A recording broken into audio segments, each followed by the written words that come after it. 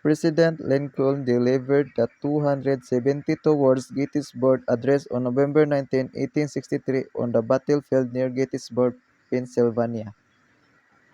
Fourscore and 7 years ago, our fathers brought forth on this continent a new nation conceived in liberty and dedicated to the proposition that all men are created equal. Now, we are engaged in a great civil war testing whether that nation or any nation so conceived and so dedicated can long endure. We are met on a great battlefield of that war. We have come to dedicate a portion of that field as a final resting place for those who here gave their lives, that that nation might live. It is altogether fitting and proper that we should do this.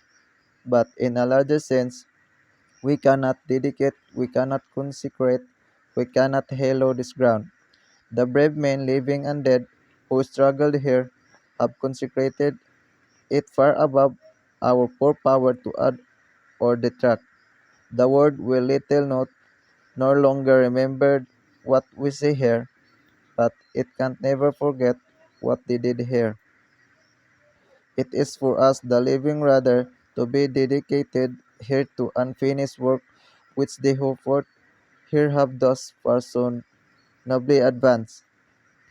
It is rather for us to be here dedicated to the great task remaining before us, that from this honor dead we take increased devotion to that cause for which they here gave the last full measure of devotion, that we here highly resolve that this deed shall not have died in vain, that this nation under God shall have a new birth of freedom, and that government of the people, by the people, for the people, shall not perish from the earth.